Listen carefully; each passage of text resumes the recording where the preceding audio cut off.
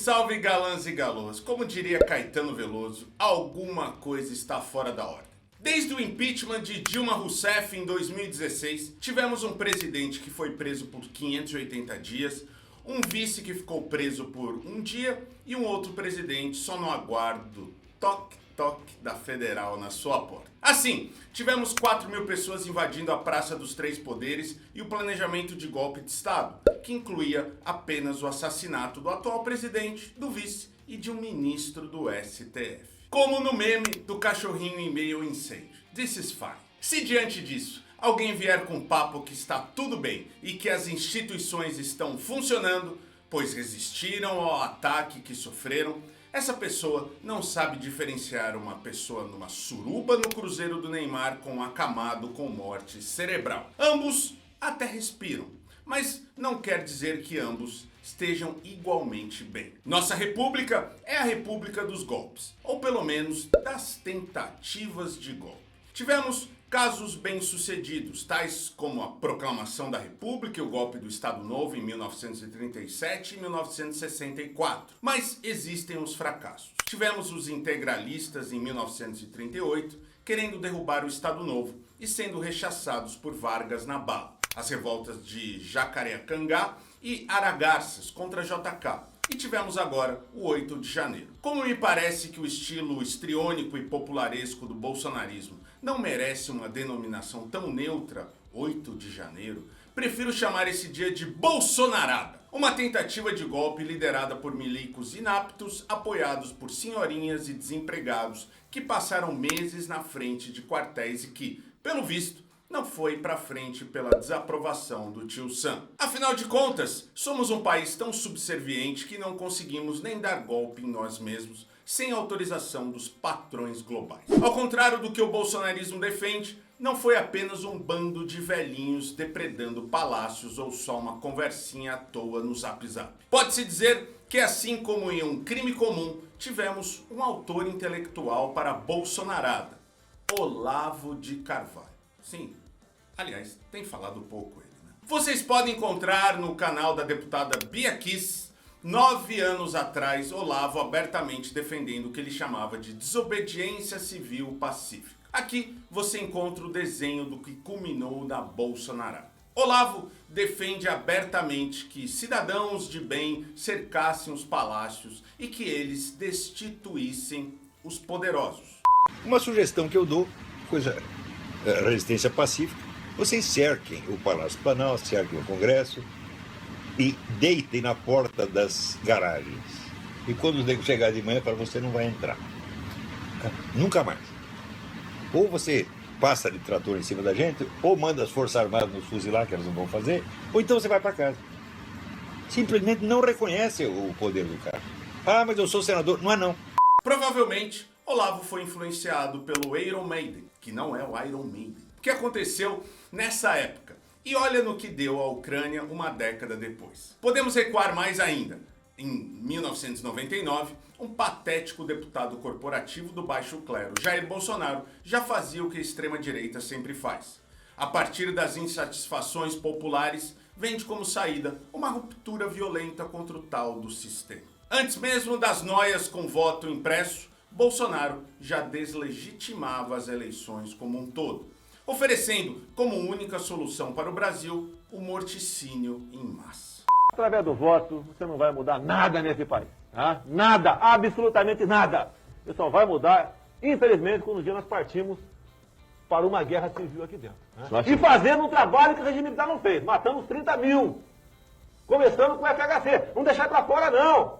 Matando. Se vai morrer alguns inocentes, tudo bem. Se não ter guerra, morre inocente.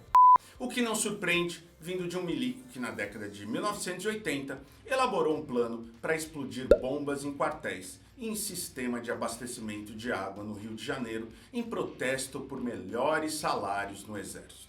Se o cara fez isso por causa de soldo, imagina o que ele faria para permanecer na presidência. Foi esse arrombado, incapaz de fazer algo de construtivo na vida e que foi sacado da obscuridade do baixo clero da Câmara para a presença constante na TV aberta nos anos 2000, que se tornou o mito. Vamos concordar que a qualidade dos políticos brasileiros nunca foi nenhuma maravilha. Mas o que programas como CQC e Pânico fizeram foi angariar audiência se utilizando da revolta difusa dos brasileiros e que era reverberada nas palavras simplórias e sinceronas de um Bolsonaro. Em um sistema político que pouco faz para a população, no qual as elites políticas de sempre permanecem no poder, assistir e escutar Bolsonaro disseminando soluções brutais e estúpidas ao vivo e a cores funcionava como uma catarse. Nada muda, mas pelo menos um desses políticos safados fala abertamente o que eu penso. Ao atingir o poder, Jair utilizou sua cadeira presidencial do mesmo modo como utilizou a sua cadeira cativa no Super Pop. Apenas um meio para disseminar suas ideias toscas sobre o tal sistema, do qual ele sempre se favoreceu.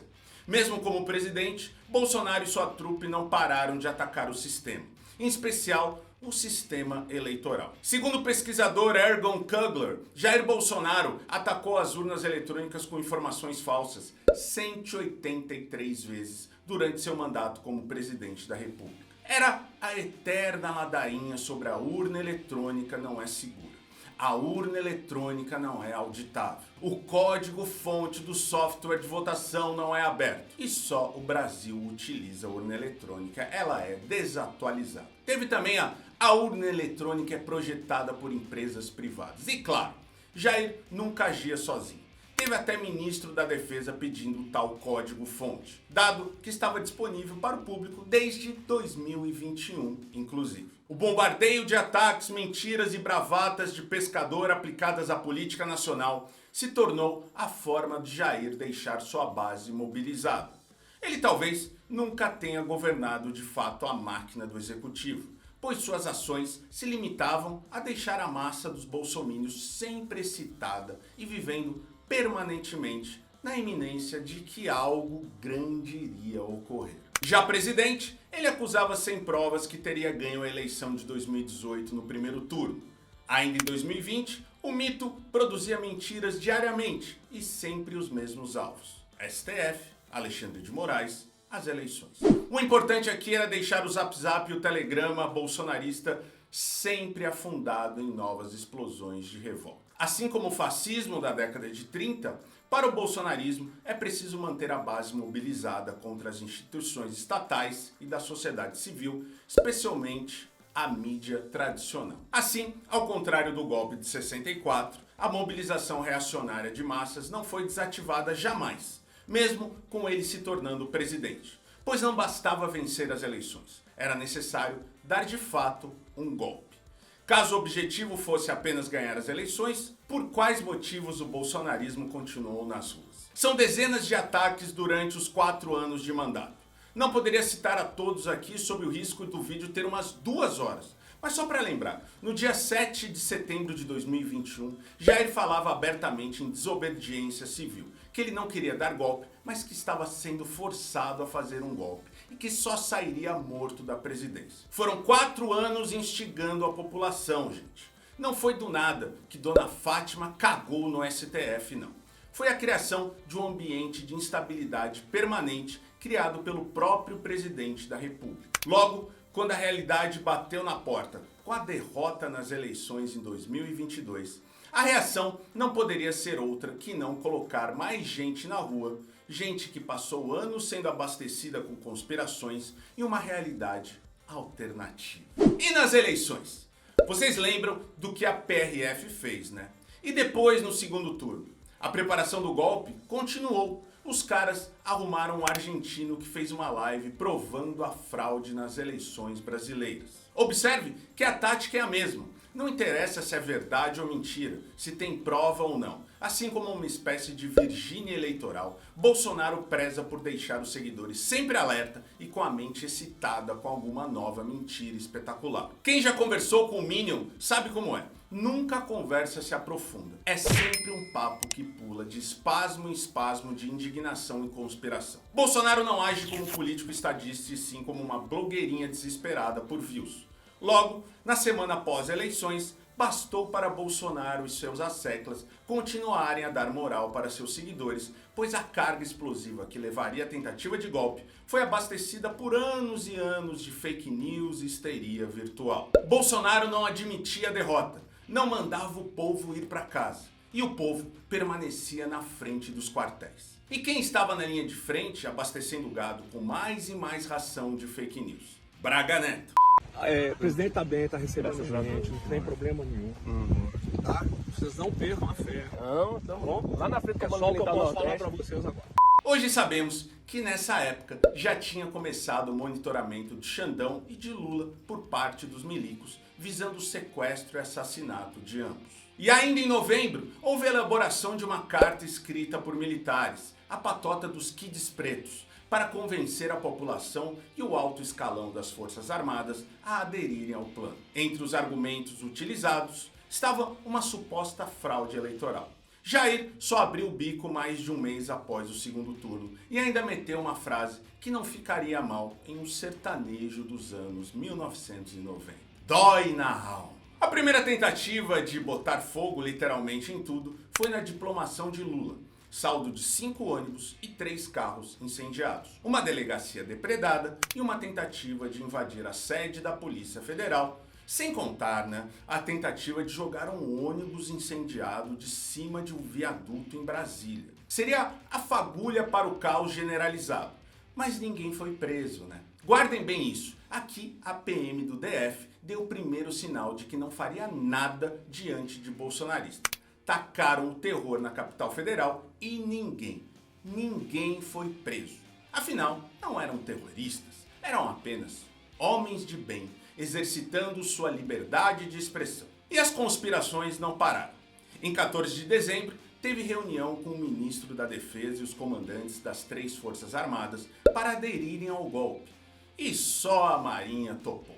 Segundo o relatório da Polícia Federal, a reunião se deu nos seguintes termos. O então ministro da Defesa, general Paulo Sérgio, realizou uma reunião na data de 14 de dezembro de 2022 no Ministério da Defesa com os 3 comandantes das Forças Armadas para, novamente, apresentar a minuta de decreto que subverteria o Estado de Direito no Brasil. Freire Gomes e Batista Júnior rechaçaram qualquer adesão de suas respectivas forças ao intento golpista, reiterando que não concordariam com qualquer ato que impedisse a posse do governo eleito. Já o almirante Almir Garnier ratificou sua adesão aos atos criminosos. Em 15 de dezembro de 2022, enquanto a gente começava os preparativos para o Natal e o Ano Novo, os caras tentaram matar o Xandão. Isso mesmo, era a Operação Copa 2022. Os integrantes do grupo usavam codinomes de países que estavam disputando a Copa do Mundo naquele mês. Às 20 horas e 33 minutos, a pessoa associada ao codinome Brasil informa um dos locais em que estava atuando.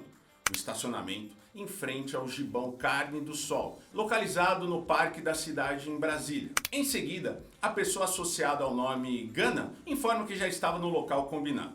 Tô na posição. E Brasil responde, ok. Nisso, Áustria informa no grupo que está chegando e pergunta, qual é a sua posição, Gana? Ele fica sem resposta, mas o usuário Teixeira Lafayette 230 compartilha print de uma notícia do portal Metrópolis com a manchete. Com placar apertado, STF adia a votação de orçamento secreto para segunda. É neste momento que o grupo decide abortar a missão. Cerca de 2 minutos depois, Teixeira Lafayette 230 responde. Abortar! Áustria, volta para o local de desembarque. Estamos aqui ainda. Um importante detalhe escapou à imprensa e à Polícia Federal. Na frente do Gibão Carne de Sol, existe uma área do parque da cidade dedicado a, digamos, incursões amorosas alternativas. Se é que vocês me entendem, A notória Floresta do Sussurro. O que pode explicar terem abortado a operação de modo mais repentino e as insistentes perguntas sobre a posição dos conspiradores, não é não? Mas não pensem que Xandão deixou de ser monitorado. A operação continuou mesmo assim. Pois bem, foi neste clima de instabilidade extrema é que um arrombado filho da p*** chamado George Washington de Oliveira Souza foi preso por montar um artefato explosivo em uma área de acesso do Aeroporto Internacional de Brasília. E que o plano era dar início ao caos que levaria à decretação do estado de sítio no país. Ainda segundo George, a ideia era instalar explosivos em pelo menos 2 locais do Distrito Federal.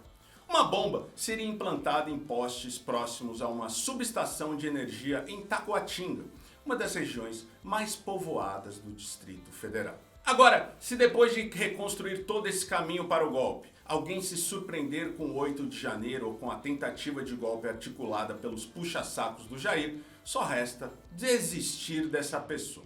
Ou é alguém envolvida diretamente com o golpe, ou é um contumaz jumento, ou um bolsonarista fanático, né? O que dá no mesmo, não é mesmo? Se você chegou até aqui, gosta do nosso conteúdo, assiste as nossas lives, nossos cortes, os piores e os vídeos on demand, nos apoie. Se você acha que o nosso trabalho vale pelo menos R$ 7,99, entre agora no Seja Membro.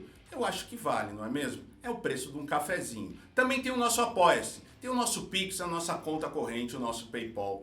Nos ajude a manter a estrutura aqui dos Galãs Feios por mais um ano, pelo menos. E 2, né? Que o outro ano tem eleição.